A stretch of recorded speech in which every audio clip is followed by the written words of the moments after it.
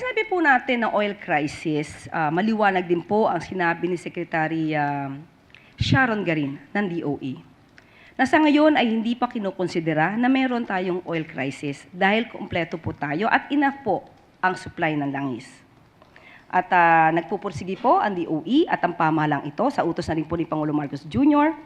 na hindi mawala ng patid, hindi mapatid ang supply ng langis o produktong petrolyo sa ating bansa.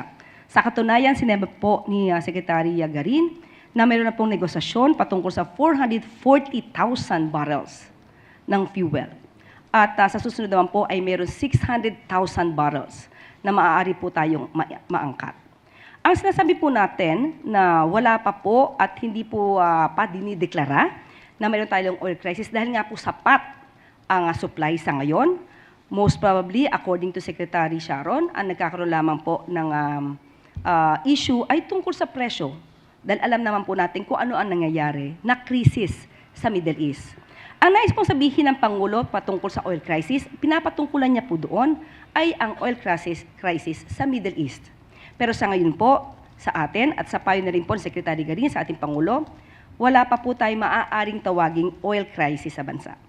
Sa ngayon, hindi po natin masasabi dahil patuloy pa rin po ang pagsusumikap ng ating gobyerno na hindi mapatid ang supply ng fuel, ng produktong petrolyo sa atin. Ang sabi po kasi ni Secretary Sharon, may dalawang klase po ng krisis, sa supply at sa presyo. So ngayon po, kung pag-uusapan po natin ang supply, ay wala po tayong sasabihing krisis pagdating sa supply. Maybe meron pong price disruption dahil nga po sa nangyayaring oil crisis sa Middle East.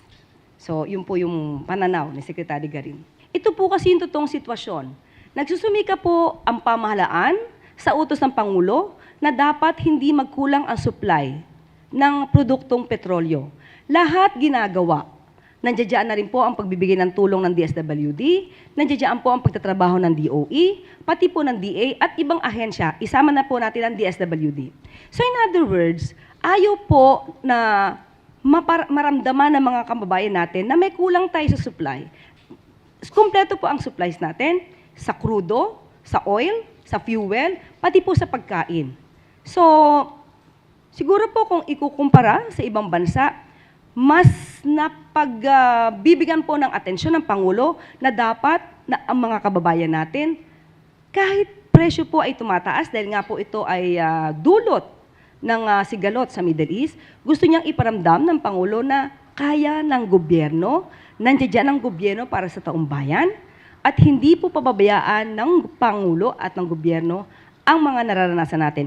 Pero, katulad ng sinabi niya sa kanyang mensahe, tayo po ay magtulungan. Kung may kailangan matipid, kailangan magtipid. Hindi po kasi natin mapapasubalian. We just cannot ignore the issue that there is really crisis in Middle East. At nagiging parte po tayo dito, kahit hindi man natin gustuhin, talaga pong maaapektuhan tayo. That's the reality.